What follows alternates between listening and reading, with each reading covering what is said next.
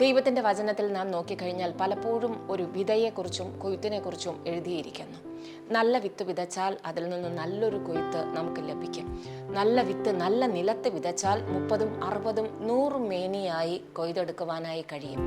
വിതയ്ക്കുന്ന വിത്ത് നല്ല കാലത്തിൽ അത് വിതയ്ക്കണം. മഴയും അനുകൂല സാഹചര്യവും ഉള്ളപ്പോൾ വിതച്ചാലും അതിന് വളരെ നല്ല കൊയ്ത്ത് കിട്ടുമെന്ന് പറയുന്നു. നന്മ വിതച്ചാൽ നന്മ വരും, തിന്മ വിതച്ചാൽ തിന്മ വരും.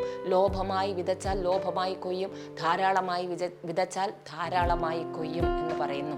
ഇന്നത്തെ ദിവസം നമുക്ക് പ്രാർത്ഥന ഒരു വിതയോട് ഉപമിക്കാം. ഹല്ലേലൂയ. നമുക്ക് പ്രാർത്ഥിക്കാതെ ഒരിക്കലും മുമ്പോട്ട് പോകുവാനായി കഴിയുകയില്ല. ക്രിസ്തീയ ജീവിതം നമുക്ക് ജയിക്കുവാനായി കഴിയുകയില്ല. ആപത്തുകൾ അനർത്ഥങ്ങൾ വന്നതിന് ശേഷം അല്ല നാം പ്രാർത്ഥിക്കേണ്ടുന്നത്. നാം ഒരുങ്ങണം. നാളേക്ക് വേണ്ടി നാം ഒരുങ്ങണം. നമ്മുടെ തലമുറകളുടെ ജീവിതം അനുഗ്രഹിക്കപ്പെടുവാൻ നാം പ്രാർത്ഥന എന്ന നല്ല വിത്ത് നാം വിതയ്ക്കണം.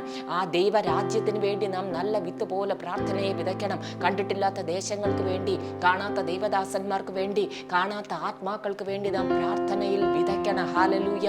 നാം രക്ഷിക്കപ്പെട്ടത്, നാം ദൈവകൃപയിൽ വന്നത്, നമ്മുടെ പിതാക്കന്മാർ നാം അറിയാതിരുന്ന ആരൊക്കെയോ നമുക്ക് വേണ്ടി, നമ്മുടെ കുടുംബത്തിന് വേണ്ടി, നമ്മുടെ ദേശങ്ങൾക്ക് വേണ്ടി കാണാത്ത സ്ഥലങ്ങളിൽ ഇരുന്ന് അവർ പ്രാർത്ഥിച്ചത് കൊണ്ട് നാം ഇന്നീ ദൈവകൃപയിലേക്കായി. അങ്ങനെയെങ്കിൽ മറ്റുള്ളവർക്ക് വേണ്ടി, നാം കാണാത്തവർക്ക് വേണ്ടി, നാം അറിയാത്തവർക്ക് വേണ്ടി, അത് മാത്രമല്ല നമ്മുടെ കൂടെ ആയിരിക്കുന്ന നമ്മുടെ കുടുംബത്തിന് വേണ്ടി നാം എത്രയധികം പ്രാർത്ഥിക്കണം. ഹല്ലേലൂയ. ആ പ്രാർത്ഥനയിൽ പോലും ദൈവം കണക്ക് സൂക്ഷിക്കുന്നു.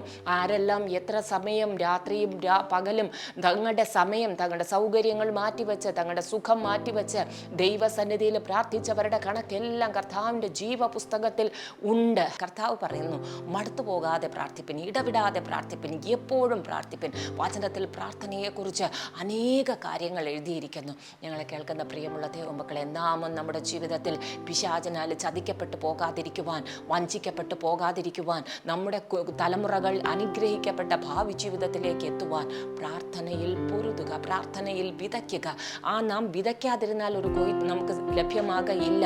ഒരു ദിവസം വിതച്ചു, പിന്നെ വർഷത്തിൽ ഒരിക്കലും നാം അത് ചെയ്തില്ല എങ്കിൽ ഒരു പ്രാവശ്യം മാത്രമേ നമുക്കൊരു കൊയ്ത്ത് ലഭിക്കുകയുള്ളൂ. അതുകൊണ്ട് അനുദിനം ദൈവത്തിൻ്റെ സന്നിധിയിൽ പ്രാർത്ഥന ഒരു വിത്ത് പോലെ, അത് എല്ലാ വിഷയങ്ങളെയും നിങ്ങൾ ദൈവസന്നിധിയിൽ വെച്ച് പ്രാർത്ഥിച്ചാൽ തലമുറകളുടെ ജീവിതം നിശ്ചയമായും അനുഗ്രഹിക്കപ്പെടുക തന്നെ ചെയ്യും. നിങ്ങൾക്ക് വേണ്ടി വലിയ പ്രതിഫലം ദൈവസന്നിധിയിൽ ഒരുങ്ങും. ദുഷ്ടൻ നമ്മുടെ ജീവിതത്തിൽ, നമ്മുടെ ദേശത്തിൽ, കുടുംബത്തിൽ ആപത്തുകൾ അനർത്ഥങ്ങൾ ഉണ്ടാകാതെ ദൈവം സംരക്ഷിക്കുന്നതിനായും നിങ്ങളുടെ പ്രാർത്ഥനയെ ദൈവം ഉപയോഗിക്കും. അതുകൊണ്ട് പ്രാർത്ഥന എന്ന നല്ല വിത്ത് ജീവിതത്തിൻ്റെ എല്ലാ കാലങ്ങളിലും വിതയ്ക്കുവാൻ ദൈവം നിങ്ങളെല്ലാവരെയും സഹായിക്കുമാറാകട്ടെ. ആമേൻ.